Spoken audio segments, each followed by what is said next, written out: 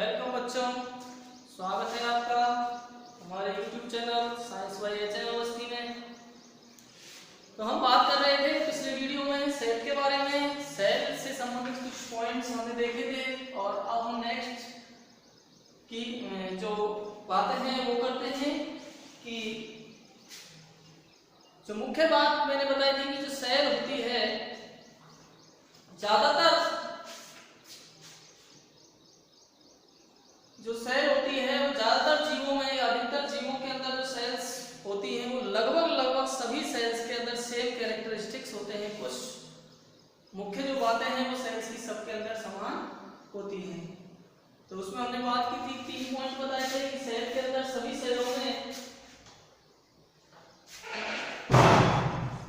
Sales के अंदर एक तो जो आउटर मोस्ट कवरिंग है जिसे हम प्लाज्मा मेम्ब्रेन के नाम से जानते हैं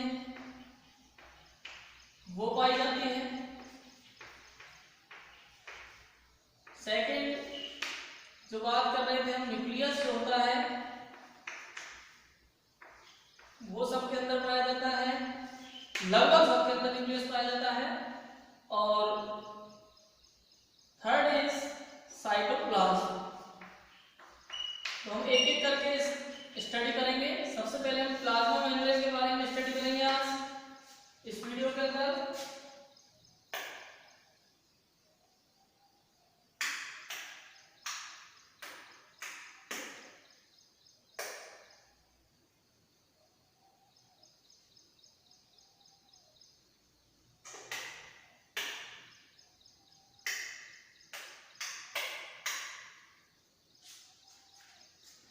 देखिए, तो सबसे पहला पॉइंट तो यही हो गया इसका प्लाज्मा मेम्ब्रेन का कि it is the outermost covering of the cell. आपको पता है, जैसे मान लीजिए सेल बना दी मैंने यहाँ छोटी सी कोई, ये न्यूक्लियस हो गया, ये साइटोप्लाज्म हो गया, तो ये क्या है प्लाज्मा मेम्ब्रेन। तो प्लाज्मा मेम्ब्रेन की क्या बात कर रहे हैं हम कि ये आउटर मोस्ट कवरिंग है, मतलब सबसे बाहर की ये जो कवर होता है। सेकेंड हम देखें इसका, तो it is called as selective permeable membrane. दूसरा इसका मुख्य बात क्या है इसकी कि ये सेलेक्टिव परमिएबल मेम्ब्रेन होती है। सेलेक्टिव दो वर्ड से मिलकर बना है, सेलेक्टिव और परमिएबल। परमिएबल का मतलब होता है पारगम्य। इट मींस परमिएबल हम उसको कहेंगे जिसमें से कोई चीज आर पार निकल जाती है। और सेलेक्टिव इसलिए बोल रहे हैं इसको क्योंकि हर चीज को, कोई भी ऐसा नहीं है कि कोई भी चीज सेल मेम्ब्रेन में से होकर के अंदर चली जाए या बाहर आ जाए। फिक्स चीजें हैं, कुछ सेलेक्ट करके ही ये वस्तुओं को, पदार्थों को, सब्सटेंस को आर पार आने जाने की अनुमति देती है। यानी सभी चीज से आर पार नहीं जा सकती, कुछ फिक्स चीजें हैं, सेलेक्ट करती है भाई इनको अंदर जाना है, इनको बाहर जाना है। ये इसकी खास बात है कि इसमें से कोई भी चीज ऐसा नहीं है कि कोई भी चीज इसमें से आर पार चली जाए। सेलेक्ट करके ही ये अंदर जाने देती है या बाहर निकलने देती है, इसलिए ये क्या हो गई, सेलेक्टिव परमिएबल हो गई। दूसरे अगला जो पॉइंट है इसका, it helps in diffusion and osmosis. ये हेल्प करती है डिफ्यूजन में और ऑस्मोसिस में। दो वर्ड यहां आएंगे, डिफ्यूजन और ऑस्मोसिस।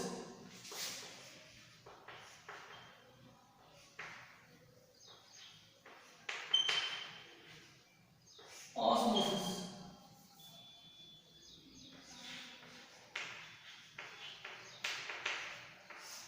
इनके बारे में हम पढ़ेंगे। ऑस्मोसिस क्या होता है, डिफ्यूजन क्या होता है।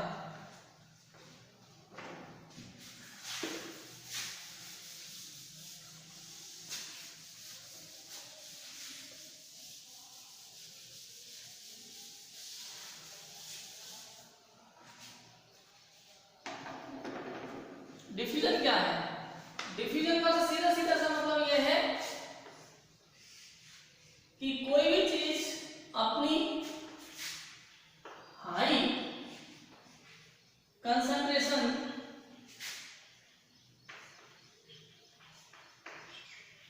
से लो कंसंट्रेशन की ओर क्या करती है, मूव करती है। डिफ्यूजन के बहुत सारे एग्जाम्पल आपने देखे होंगे अपने जीवन में, या ऐसे समझिए आप थोड़ा सा, ये कोई पानी है, टंकी है पानी की, वाटर टैंक है ये, इसके अंदर वाटर फिल हुआ है, और यहाँ एक दूसरी टंकी है, इसमें वाटर फिल कर रखा है आप लोगों ने, लेकिन इसमें इतना है और इसमें इतना, बराबर की टैंक है ये दोनों, और इन दोनों को एक पाइप से जोड़ दिया, तो वाटर का मूवमेंट किधर होगा? आप जानते हैं कि इसमें से इधर की तरफ होगा, यानी कि अधिक से कम की ओर, अधिक से कम की ओर, यही क्या है, डिफ्यूजन है। इसके अलावा सेंट की शीशी है, उसका आप जैसे ही उसका छेद ढक्कन खोलते हैं या उसको प्रेस करते हैं तो उसका जो होल है वो खुल जाता है, खुलने से सेंट जो अंदर भरा हुआ है बहुत अधिक प्रेशर में है, बहुत ज्यादा प्रेशर में भरा हुआ होता है, तो अधिक प्रेशर से कम प्रेशर की ओर क्या करेगा, मूव करेगा, यानी पूरे कमरे में फैल जाएगा। पूरे कमरे में कैसे फैल जाएगा, जहां जहां कम प्रेशर है, कम उसकी कंसंट्रेशन है, तो वहां वो तुरंत भाग के जाएगा, पूरे कमरे में जो है वो पूरी खुशबू हो जाती है। वो भी एक डिफ्यूजन का ही एग्जाम्पल है। तो डिफ्यूजन का सीधा सीधा सा मतलब क्या निकला कि अधिक प्रेशर से या अधिक कंसंट्रेशन से लो कंसंट्रेशन की ओर मैटर्स का मूवमेंट, पार्टिकल्स का मूवमेंट क्या कहलाता है, डिफ्यूजन। तो डिफ्यूजन जब जो सेल मेम्ब्रेन है, प्लाज्मा मेम्ब्रेन का दूसरा नाम सेल मेम्ब्रेन भी होता है, तो इसमें से पदार्थ जो हैं, कुछ पदार्थ ऐसे हैं जो डिफ्यूजन के द्वारा high to low, low to high, अगर यहाँ मान लीजिए वाटर है, वाटर कंसंट्रेशन यहाँ ज्यादा है तो ये वाटर इधर जाएगा, और यहाँ पानी की कंसंट्रेशन कम है तो कम, ज्यादा से कम की ओर, और यहाँ अगर ज्यादा है पानी तो ज्यादा से कम की ओर। तो कुछ पदार्थ ऐसे हैं, कुछ पदार्थ ऐसे हैं जो सेल मेम्ब्रेन के द्वारा डिफ्यूजन विधि का को काम में लेकर के और मूव करते हैं, तो सेल मेम्ब्रेन इसमें मदद करती है।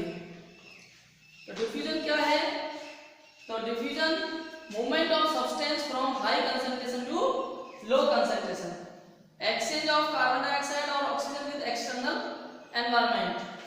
आप जानते हैं इसका एक डिफ्यूजन का एग्जांपल यह दिया हुआ है कि जो ऑक्सीजन हम लेते हैं तो सारी एयर जाती है अपने अंदर, फेफड़ों के अंदर, तो उस एयर में ऑक्सीजन का जो कंसंट्रेशन होता है वो ज्यादा होता है। मान लीजिए लंग्स है, अपने लंग्स जो होते हैं, लंग्स की जो सेल होती हैं उनके अंदर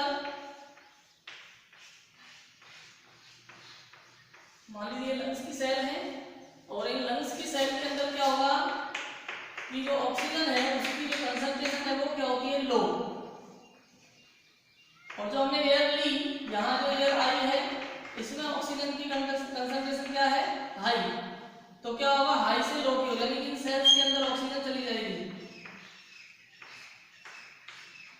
सेल्स, ब्लड सेल्स, लंग्स में बहुत सारी ब्लड सेल्स होती हैं, उनके अंदर ये ऑक्सीजन चली जाती है, और इस ब्लड के द्वारा फिर इस ऑक्सीजन को हम जहां आवश्यकता होती है, या यूं कहें पूरे बॉडी के अंदर इसको मूव किया जाता है, पूरी बॉडी में इसको पहुंचाया जाता है। तो जहां जिस टिश्यू में, मान लीजिए पैर के लिए गया, तो पैर का जो टिश्यू है उसकी जो सेल्स हैं और इधर जो ब्लड वेसल्स आ रही हैं उसके अंदर जो ऑक्सीजन है वो क्या है, अधिक है, क्योंकि वो ऑक्सीजन लेकर आया है फेफड़ों से, लंग्स से, और यहाँ ऑक्सीजन की जो कंसंट्रेशन है वो क्या होगी, होती है, लो होती है, इसलिए ऑक्सीजन ब्लड सेल से और इस टिश्यू के अंदर चली जाएगी, तो उसको ऑक्सीजन मिल जाएगी। ऐसे ही अब क्योंकि टिश्यूज के अंदर क्या हो रहा है, रेस्पिरेशन हो रहा है, वहां CO2 बन रही है, CO2 यहाँ ज्यादा होती है, टिश्यू के अंदर CO2 क्या होगी, ज्यादा होगी, और ब्लड सेल्स के अंदर क्योंकि ऑक्सीजन ज्यादा है वहां CO2 कम है, तो ऑक्सीजन तो इधर चली जाएगी, और कार्बन डाइऑक्साइड जो है, CO2 जो है वो ब्लड सेल्स में वापस चली जाएगी, फिर इसको वहां से फेफड़ों में या लंग्स में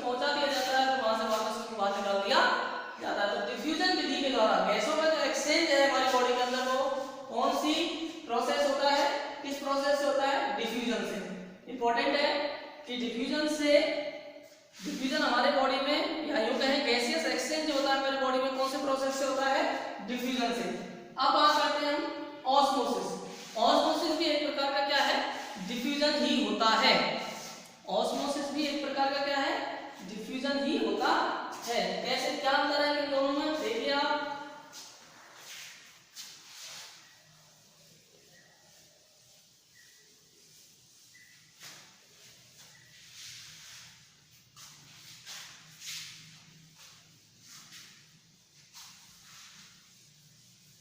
वापस रिपीट कर रहा हूं मैं कि डिफ्यूजन भी एक प्रकार का क्या है, ऑस्मोसिस है। डिफ्यूजन में क्या होता है आप जानते हैं,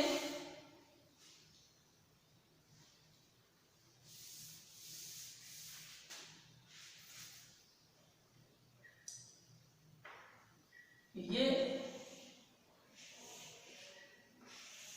दो पात्र हैं कोई, और इनको आपने जोड़ दिया एक पाइप से।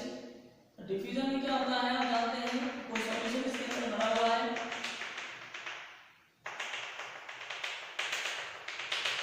सॉल्यूशन भरा है,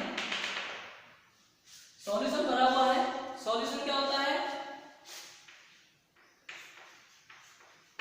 सॉल्यूशन क्या होता है, solvent plus solute, solvent solute. मतलब जैसे मान लीजिए आपने शुगर और वाटर को मिलाया तो ये बन गया शुगर सॉल्यूशन।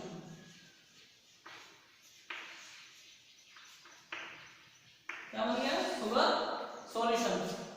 तो इस शुगर सॉल्यूशन में सॉल्वेंट क्या होगा, वाटर, और सॉल्यूट क्या हो गया, शुगर। सॉल्वेंट कोई चीज जिसमें घुलती है वो सॉल्वेंट, और जो घुल रही है वो सॉल्यूट। तो आप शक्कर को, शुगर को पानी में घोल रहे हैं तो पानी हो गया सॉल्वेंट और शुगर हो गई सॉल्यूट। तो ये सॉल्यूशन भरा हुआ है, लेकिन ये इनकी कंसंट्रेशन एक जैसी नहीं है। कंसंट्रेशन मतलब सॉल्यूट की मात्रा दोनों में एक जैसी नहीं है। मान लीजिए 100 लीटर है टोटल, ये 100 ml है, 100 ml है ये, लेकिन इस 100 ml में मान लीजिए इसके अंदर 80 ml तो वाटर है, 80 ml क्या है, वाटर है, और 20 ml क्या हो गया, शुगर हो गई। इसमें लेकिन ऐसा है कि 70 ml तो वाटर है और 30 ml क्या हो गया, ml नहीं, ग्राम, यानी 100 ग्राम टोटल है ये शुगर। क्योंकि ml में नहीं आएगा शुगर, ग्राम में आएगा। 80 ग्राम मान लीजिए ये है वाटर, इसमें 70 ग्राम वाटर है, और इसमें 30 ग्राम शुगर है, और इसमें 20 ग्राम। आप समझिए बराबर है, मात्रा दोनों में बराबर है, 100 ग्राम। ओके,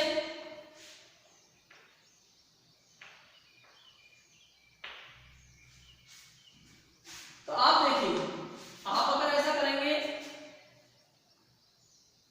तो आप जानते हैं कि कुछ भी इसमें से इधर उधर नहीं जाएगा।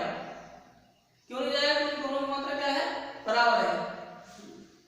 और जाएगा भी तो दोनों चीज जाएंगी, शुगर भी जाएगी और वाटर भी जाएगा। वाटर किधर जा रहा है, इधर 80 ग्राम है, इधर 70 ग्राम है, तो वाटर का जो मूवमेंट होगा वो ये ए है और ये बी है। वाटर मूवमेंट किधर होगा, ए टू बी, और शुगर का किधर होना चाहिए, B to A.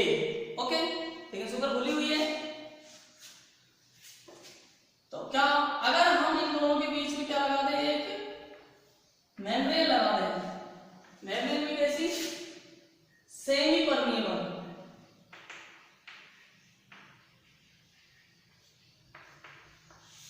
Semi permeable membrane का काम यह है कि वो सॉल्यूट को इधर उधर नहीं जाने देती, केवल सॉल्वेंट उसमें से मूव करता है। तो सॉल्वेंट मूव करेगा, लेकिन वाटर जो है वो शुगर का मूवमेंट नहीं होगा, राइट। तो अब आप वापस समझिए इस बात को कि डिफ्यूजन और ऑस्मोसिस में क्या डिफरेंस है। डिफ्यूजन में तो क्या होता है कि कोई झिल्ली नहीं होती, केवल पाइप से जुड़े हुए डायरेक्ट जो है मूवमेंट होता है।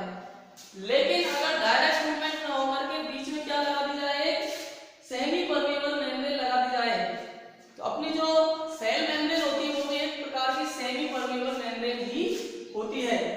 तो ये क्या करेगी, इस मेम्ब्रेन में से सॉल्यूट तो नहीं जाएगा, लेकिन जो सॉल्वेंट है वो A to B मूवमेंट करेगा, और तब तक करेगा जब तक कि सॉल्वेंट की जो मात्रा है, सॉल्वेंट की जो कंसंट्रेशन है, दोनों बराबर नहीं हो जाए। यानी कि जब तक मूव करेगा तब तक ये 75 नहीं हो जाएगा, ये 75 हो जाएगा, ये भी क्या हो जाएगा 75 हो जाएगा। वाटर, केवल वाटर का मूवमेंट होगा।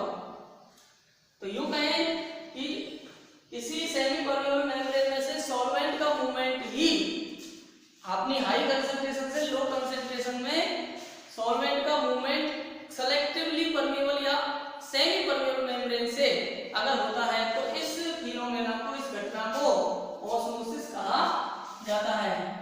तो ऑस्मोसिस में और डिफ्यूजन में क्या डिफरेंस हुआ, नंबर एक तो ये सेमी परमेबल के द्वारा होता है, ऑस्मोसिस जो होगी वो सेमी परमेबल में से होती है। दूसरी बात, ऑस्मोसिस में केवल सॉल्वेंट का मूवमेंट होता है, राइट। अब चलते हैं नेक्स्ट। तो ऑस्मोसिस की अगर बात करें तो it is the passage of water, solvent मतलब वाटर, ज्यादातर जो सॉल्वेंट होता है वो वाटर ही होता है। इट इज द पैसेज, रास्ता होता है ये वाटर का, from the region of high water concentration to region of low water concentration through a selective permeable membrane. Okay, तो सेलेक्टिव परमेबल मेम्ब्रेन से अगर वाटर का या सॉल्वेंट का अपनी हाई कंसंट्रेशन से लो कंसंट्रेशन की ओर मूवमेंट हो रहा है तो इसे क्या बोलेंगे हम, ऑस्मोसिस बोलेंगे। द सेल, अब देखिए यहां इस ऑस्मोसिस से संबंधित एक दो पॉइंट और है। देखिए आप, सॉल्यूशन जो होते हैं इस आधार पर, ऑस्मोसिस के आधार पर सॉल्यूशंस को तीन भागों में बांट सकते हैं। कैसे बांट सकते हैं, देखिए आप ग्रेप्स लीजिए या किशमिश लीजिए, और किशमिश क्या है, सेल्स होती है किशमिश के अंदर भी। ये मान लीजिए ये इस तरह से, इसमें किशमिश रखिए, ठीक है, इसमें भी रखिए,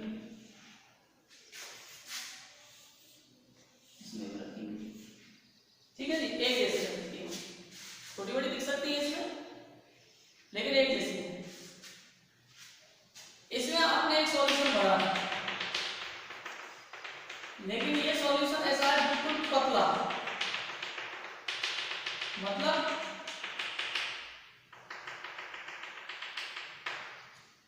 इसमें सॉल्वेंट ज्यादा है, पानी की मात्रा ज्यादा है। दो तरह के, जैसे बहुत ज्यादा गाढ़ा होता है तो उसको कंसंट्रेट बोलते हैं, और अगर पतला है तो उसको डाइल्यूट बोला जाता है। तो डाइल्यूट, बहुत ज्यादा डाइल्यूट जो है सॉल्यूशन इसके अंदर बनाया आपने, इतना डाइल्यूट बनाया है कि इस किशमिश के अंदर जो वाटर का जो कंसंट्रेशन है वो कम है, बजाय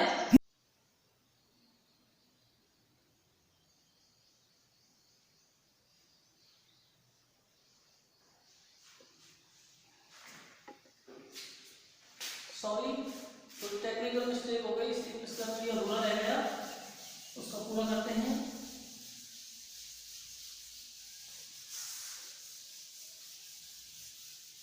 तो हम बात कर रहे थे कि तीन प्रकार के यहाँ सॉल्यूशन हम देखेंगे। जब किसी सेल को सॉल्यूशन के अंदर रखेंगे, सेल किशमिश में बोल रहा था, तो किशमिश भी एक प्रकार की क्या है, सेल्स का ही उदाहरण है। और तीन ये पैट्रिक इसके अंदर तीन ने कर दिया हमने।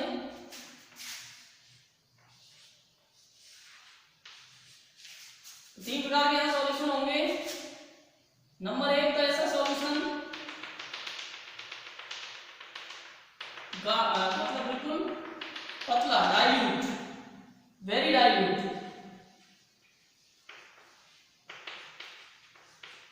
वेरी डाइल्यूट का मतलब बहुत ज्यादा इसके अंदर सॉल्वेंट है, मतलब पानी की मात्रा ज्यादा है, पानी की मात्रा ज्यादा है लेकिन डाइल्यूट है। क्या कहलाएगा? डाइल्यूट कहलाएगा। एक ऐसा सॉल्यूशन जिसमें सेल के अंदर और सेल के बाहर जो सॉल्यूशन बन रहे हैं उसमें एक जैसी कंसंट्रेशन है, बराबर कंसंट्रेशन है। एक ऐसा सॉल्यूशन जिसमें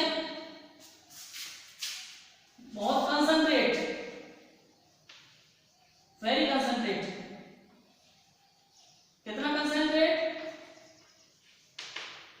इस सेल से भी ज्यादा कंसंट्रेट, मतलब इसमें वाटर की मात्रा क्या है? बहुत कम है। कंसंट्रेट का मतलब ये हुआ कि वाटर बहुत कम है, गाढ़ा है। तो इस तरह से 3 सॉल्यूशन यहां बने। और इस पहले सॉल्यूशन की भी हम बात करें, पहले सॉल्यूशन की बात करें हम, तो क्या होगा? जो वाटर होगा वो इसके अंदर जाएगा। बोलिए जाएगा कि नहीं जाएगा? क्योंकि यहाँ वाटर की मात्रा ज्यादा है और सेल के अंदर कम है, तो वाटर के अंदर जाएगा, सेल क्या होगी? स्वेल अप हो जाएगी, फूल जाएगी। इस तरह के सॉल्यूशन को क्या कहा जाता है? Hypotonic solution. इस तरह के सॉल्यूशन को हाइपोटोनिक सॉल्यूशन कहा जाता है। दूसरा अगर हम बात करें तो इसमें दोनों में बराबर है, तो वाटर इधर जाएगा, जितना इधर अंदर जाएगा उतना ही क्या होगा? बाहर निकलेगा, तो सेल के ऊपर कोई इफेक्ट नहीं पड़ेगा। इस तरह के सॉल्यूशन को कहा जाता है आइसोटोनिक सॉल्यूशन। और इसमें क्या होगा कि वाटर जो कंसंट्रेशन है, वाटर की कंसंट्रेशन तो कम है, वैसे तो एक कंसंट्रेट सॉल्यूशन है, लेकिन वाटर की कंसंट्रेशन क्या है? वाटर की मात्रा कम है, गाढ़ा है, तो वाटर क्या होगा? बाहर निकलेगा। तो सेल क्या होगी? पिचक जाएगी, रिंकल्ड हो जाएगी। ठीक है? तो इस तरह के सॉल्यूशन को बोलते हैं हम हाइपरटोनिक सॉल्यूशन। यहां क्वेश्चन यही बनता है, अगर सेल को हम हाइपोटोनिक में रखेंगे या जो कहें डाइल्यूट सॉल्यूशन में रखेंगे तो क्या होगा? सेल स्वेल अप हो जाएगी। और आइसोटोनिक में रखेंगे तो सेल के ऊपर कोई प्रभाव नहीं पड़ेगा। और अगर ऐसे सॉल्यूशन में रखें जिसकी कंसंट्रेशन बहुत ज्यादा है, मतलब पानी की मात्रा बहुत कम है, तो क्या करेगी? सेल अपना वाटर क्या करेगी? लूज करेगी, वाटर लॉस कर देगी, वाटर को बाहर निकाल देगी। इससे क्या होगा? वो पिचक जाएगी।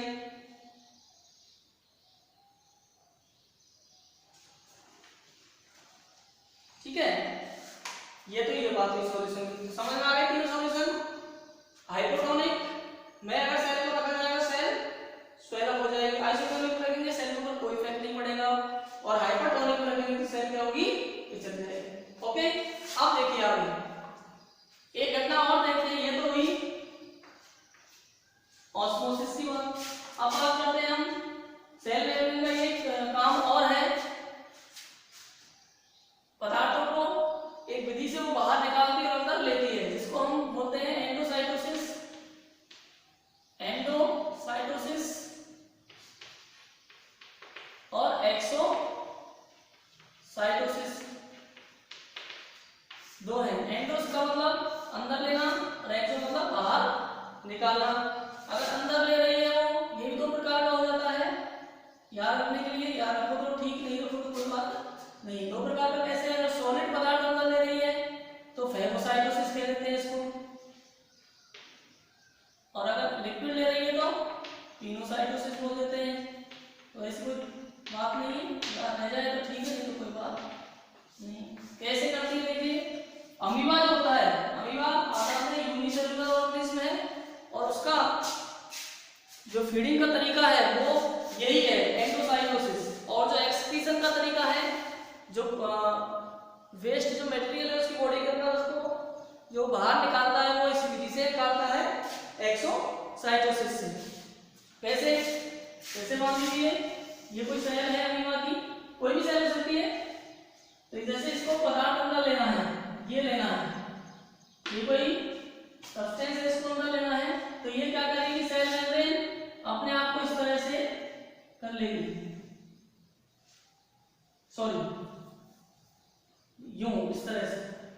तो ये जो पार्टिकल है ये यहाँ पहुंच जाएगा, जैसे उसके पास चले जाएगा, पार्टिकल अंदर चला जाएगा। फिर थोड़ी देर बाद और अपने आप में ये मैनिपुलेट करेगी, परिवर्तन करेगी इस तरह से, और कुछ समय बाद ये यहाँ से अलग हो जाएगा और ये पार्टिकल अंदर। इस घटना को क्या बोलेंगे? एंडोसाइटोसिस। अब मान लीजिए इसको कोई पदार्थ नहीं बाहर निकालना है, बाहर निकालने के लिए सेल क्या करती है? अपने आप को इस तरह से करती है, अपने आप को चेंज इस तरह से। ये पार्टिकल यहाँ जाएगा, फिर क्या होगा? आगे ये यहाँ पहुंच गया मान लीजिए, तो फिर ये अपने आप को और ज्यादा चेंज करेगी और आगे बढ़ेगा ये कंस्ट्रिक्शन इस तरह से, और कुछ समय बाद ये यहाँ से अलग हो जाएगा। इस घटना को क्या बोलेंगे? एक्सोसाइटोसिस। ओके, तो एंडोसाइटोसिस और एक्सोसाइटोसिस भी एक प्रकार का क्या है? फंक्शन है किसका? सेल मेम्ब्रेन का। बहुत इंपॉर्टेंट फंक्शन है वैसे भी, और अमीबा में तो एक भोजन का तरीका ही है, एक्सक्रीशन और फीडिंग का एक तरीका है। इसके बाद पढ़ते हैं हम सेल वॉल। सेल वॉल क्या होती है? आप जानते हैं सेल वॉल बहुत ही रिजिड होती है, जो कि प्लांट को स्ट्रक्चरल सपोर्ट प्रदान करती है। सेल वॉल के कारण उसमें अंदर जल्दी से जो उसकी सेल्स है या जो बॉडी है उसकी टूटती फूटती नहीं है। और ये सेल वॉल जो होती है वो किससे बनी होती है? सेलुलोज से।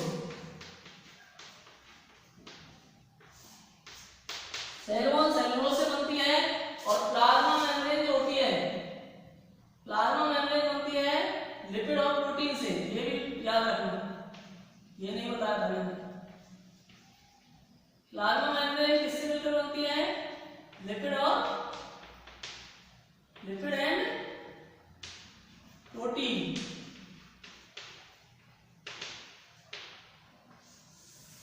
Lipid and protein. Plasma membrane तो किससे बनती है? Lipid and protein. और सेल वॉल किससे बनती है? सेलुलोज से, जो कि बहुत ही मजबूत पदार्थ होता है। इसके अलावा देखिए सेल वॉल, जैसे मान लीजिए कोई प्लांट है, प्लांट ऐसी वातावरण में है, ऐसे एनवायरनमेंट में आ गया कि उसके चारों डाइल्यूट सॉल्यूशन भरा हुआ है, डाइल्यूट, ये वाली कंडीशन है। तो इससे क्या होगा? सेल क्या करेगी? वाटर को क्या करेगी? अंदर लेगी, और अंदर लेने से वो क्या होंगी? फूलेंगी फूलेंगी फूलेंगी, तो फट जाएंगी, वो ज्यादा पानी अंदर जाएगा, लेकिन वो नहीं फटती है, नहीं बर्स्ट नहीं होंगी। क्यों? कौन बचाएगा उनको? Cell wall. सेल वॉल उस सेल को खत्म होने से बचाती है। इसके अलावा ये घटना और होती है, अगर इस तरह के सॉल्यूशन में रखी हुई है सेल, इस तरह के सॉल्यूशन में रखी हुई है, तो सेल क्या होगा? पानी बाहर निकलेगा। पानी बाहर निकलने से क्या होगा? जो उसका साइटोप्लाज्म है, जो साइटोप्लाज्म है और जो सेल मेम्ब्रेन है वो पिचक जाएगी, नजदीक आ जाएगी। सेल वॉल मान लीजिए, सेल वॉल तो वहीं रहेगी, लेकिन ये जो है, ये पूरा जो प्रोटोप्लाज्म है वो बिल्कुल सिकुड़ जाएगा, ऐसे इतना से रह जाएगा मान लीजिए, यहाँ खाली हो जाएगी। किस वजह से? पार्टिकल के बाहर निकलने का, लेकिन सेल वॉल वहीं रहती है। इस घटना को क्या कहते हैं? प्लाज्मोलाइसिस। वाटर लॉस करती है सेल, और वाटर लॉस करने से जो प्रोटोप्लाज्म है उसका क्या हो जाता है? सिकुड़ जाता है। इसी को क्या बोला जाता है? प्लाज्मोलाइसिस। ओके, तो ये बात हुई। आगे पॉइंट जो हम देखें इसका अगला है न्यूक्लियस। न्यूक्लियस के बारे में थोड़ा सा देख लेते हैं, फिर आगे कल पढ़ेंगे, तो अगले वीडियो में देखेंगे। It is a dark coloured, sorry nucleus का मैं आपको डायग्राम बताऊंगा फिलहाल, फिर बाकी कल अगले वीडियो में देखेंगे। न्यूक्लियस बहुत ही इंपॉर्टेंट स्ट्रक्चर होती है, बहुत ही इंपॉर्टेंट ऑर्गन होता है सेल का। इसके बिना सेल में कुछ भी नहीं है। मान लीजिए, ऐसे मान लीजिए कि इसके न्यूक्लियस की ही देख रेख में सेल अपना काम करती है। जितने भी कार्य सेल के द्वारा किए जाते हैं सब इसके ऑर्डर से किए जाते हैं न्यूक्लियस के। न्यूक्लियस नहीं तो कुछ नहीं। तो न्यूक्लियस बहुत ही इंपॉर्टेंट होता है किसी सेल के लिए, इंपॉर्टेंट ऑर्गन है।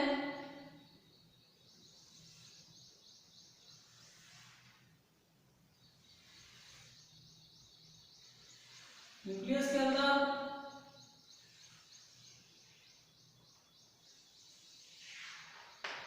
ये देखें हम, ये जो इसकी लेयर है, किसकी लेयर, न्यूक्लियस की, इसीलिए इसका क्या नाम कर दिया, न्यूक्लियर मेम्ब्रेन, न्यूक्लियर मेम्ब्रेन। ये आपको चित्र दिख रहे हैं, किसके चित्र है ये, न्यूक्लियस में है, इसलिए इसका नाम क्या हो गया, न्यूक्लियर कोर। कल की बात की थी हमने डायग्राम बनाया था। और इसके अंदर एक स्ट्रक्चर और होती है, ये इसकी शायद मैंने बात नहीं की थी, इसका नाम होता है न्यूक्लियोलस, न्यूक्लियोलस। और ये इसके अंदर ये स्ट्रक्चर होती है, सबसे इंपॉर्टेंट स्ट्रक्चर है अपने आप में, क्या है ये, क्रोमोसोम्स। क्या है ये, क्रोमोसोम्स। क्रोमेटिन नेटवर्क भी इसको, क्योंकि जाल बना हुआ है, अभी ये दिख नहीं रहे ढंग से, इसलिए इसको नेटवर्क जाल के रूप में दिखा रहा है, इसको क्रोमेटिन नेटवर्क के नाम से भी जाना जाता है, क्रोमेटिन नेटवर्क।